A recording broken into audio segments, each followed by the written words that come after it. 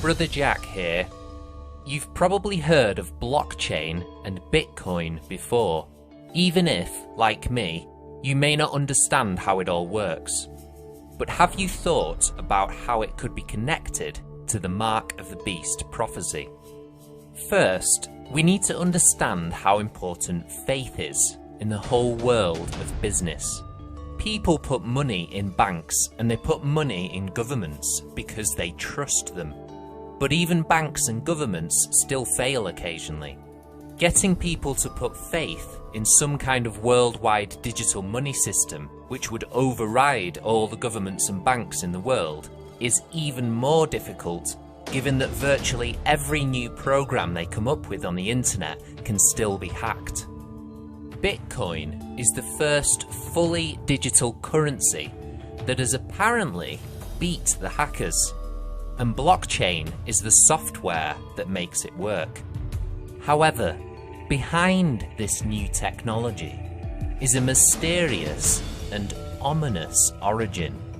Immediately after the financial crisis of 2008, right on Halloween, October 31st, blockchain was announced and gifted to the world by an anonymous source, using the pseudonym Satoshi Nakamoto, who also made the first ever Bitcoin transaction known as the Genesis block. A little bit less than 10 years ago, someone, and we still really don't know who, figured out how to make data secure on the internet. In October of 2008, right in the midst of the financial crisis, immediately post-Lehman, a person came on the scene by the name of Satoshi Nakamoto. Satoshi was the founder of Bitcoin. And who is this person? Well, the funny thing is nobody knows who Satoshi Nakamoto is. It's a pseudonym. But putting aside that we don't know who Satoshi is, what Satoshi did is an economic revolution. And I'll tell you about that economic revolution. It's called Bitcoin. Bitcoin is a Pacioli ledger, but it's one that's not based on trust. It is a trustless ledger. Bitcoin, for everything you've heard in the papers, for everything you've read, is just a ledger. But unlike Pacioli's ledgers, it requires no trust of any kind. The ledger is called a blockchain. And a blockchain, what it does is it replaces trust with mathematics. You don't have to trust Lehman. You don't have to trust Wachovia. You don't have to trust the Federal Reserve. All you have to trust is a mathematical proof. Satoshi was the first person to make that mathematical proof work. It appears that once again, the technology genie has been unleashed from the bottle. Summoned by an unknown person or persons with unclear motives at a very uncertain time in history, this genie is once again at our disposal to fix a broken system and to transform the economic power grid and the old order of human affairs for the better, if we will it. This startling fact about the anonymity of this revolutionary technology that is said to transform everything from financial systems to legal contracts is hardly touched upon as people rush forward with increasing ways to use this technology. Was it just a coincidence that it was gifted that fateful Halloween immediately after the financial crisis of 2008 as the solution to prevent such a thing from ever happening again? If ever a human population was given a Trojan horse, this must be the greatest of them all, given to the entire human population this time, with ramifications that could be even more devastating than those for the city of Troy all those centuries ago. I don't want to exaggerate the situation, but if the fact that nobody knows who designed this system doesn't cause you to seriously question all of this placid, or should we say greedy, acceptance and growing insistence on its uptake in ever more areas of society, you must really not be thinking at all.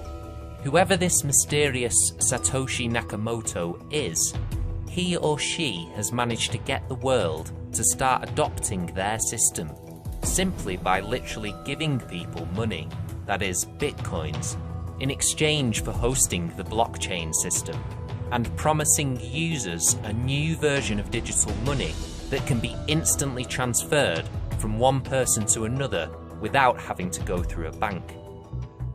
When you give money to someone, you no longer have it. With money, it's essential to know that you're not getting a copy.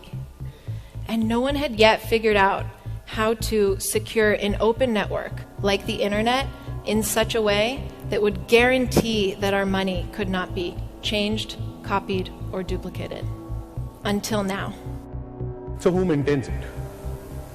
It's not one bank, a single trusted authority.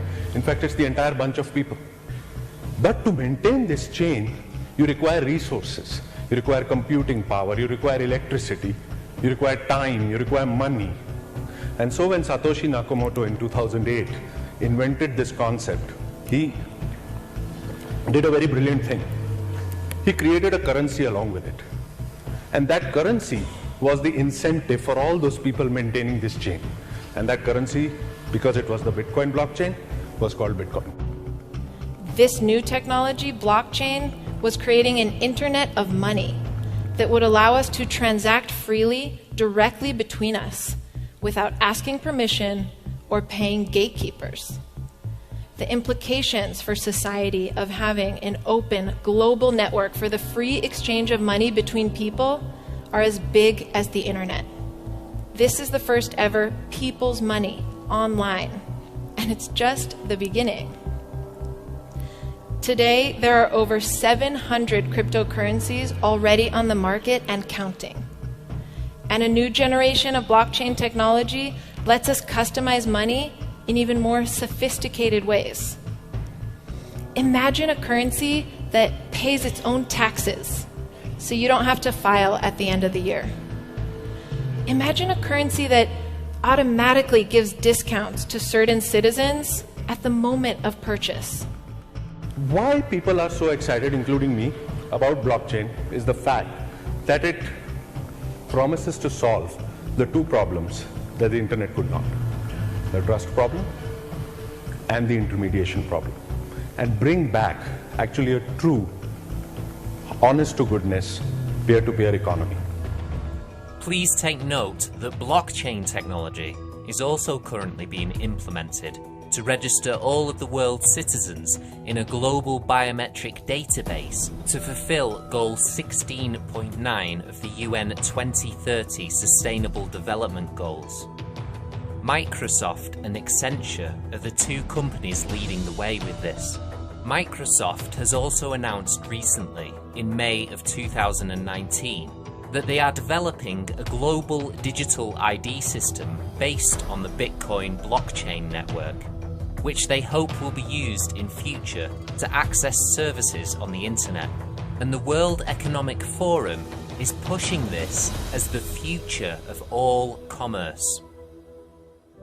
Blockchain technology is challenging the status quo in a radical way.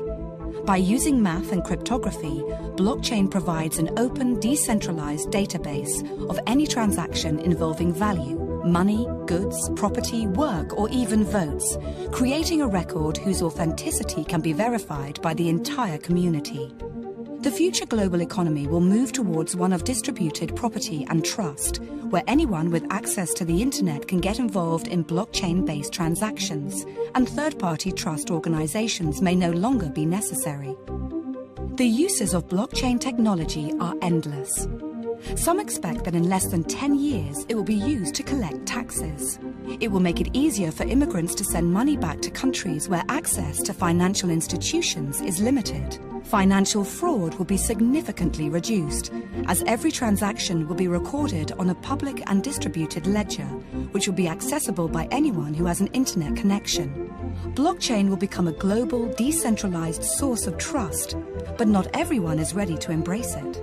Public authorities could find it more and more difficult to enforce traditional financial regulations due to the new possibilities offered by the Bitcoin network to bypass traditional financial intermediaries. Unimagined new networks will evolve to meet society's needs more cheaply and potentially more securely. Will governments, financial and legal institutions embrace blockchain? What will happen to the ones who don't? As you can see, blockchain technology has been touted as the birth of a new version of the internet, and a technology that will revolutionize a whole range of industries around the world. It is seen by many as the solution to many of the world's financial and legal problems, and promises to help the unbanked and unregistered millions of the world with a transparent and secure system that can guarantee everything from their land ownership to their personal biometric identity. While the blockchain is being touted as being decentralized, meaning that it is not under any one person's control, it is being developed and implemented by a relative handful of people who have access to it in a way that normal users don't. So while all the other centralized systems that we currently put our trust in, for example the banks, look like they are giving up control, we are investing power into ever fewer hands with this blockchain technology. This is where artificial intelligence is being promoted as the answer to any flaws that enter the system through having humans in control of it. So much is said about it not requiring trust because it is infallible, but in fact it requires the highest form of trust, absolute trust, in a system which, we are told, is infallible. But if it can be adjusted to deduct taxes, then someone, somewhere, has the ability to use it and to abuse it. This is what Satan's plan and the mark of the beast is all about.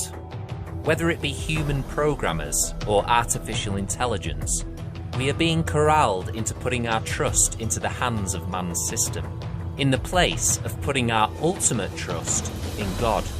Indeed, this technology is encouraging us to eliminate the concept of trust and faith altogether, and replace it with a simplistic humanistic acceptance of data records, devoid of any moral element.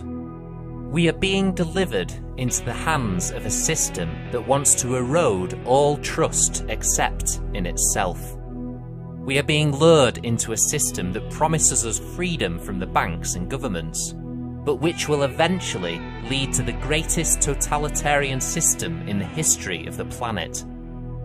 One day, an artificial intelligence-powered false god will demand that we see it as the only true source of life, that we only trust in it for our survival, or face the greatest persecution the world has ever seen. All independent, anonymous payment systems will cease, and the system will demand that all, both small and great, rich and poor, free and slave, receive a mark in their right hand or in their foreheads, and that no one may buy or sell except the one who has the mark or the name of the beast or the number of his name. Satan has always manipulated the human race into giving him more power and control simply by appealing to our greed and pride. Blockchain technology and Bitcoin are the ultimate Trojan horse. Is this so-called gift to the world part of Satan's final preparation for manifesting himself publicly as the God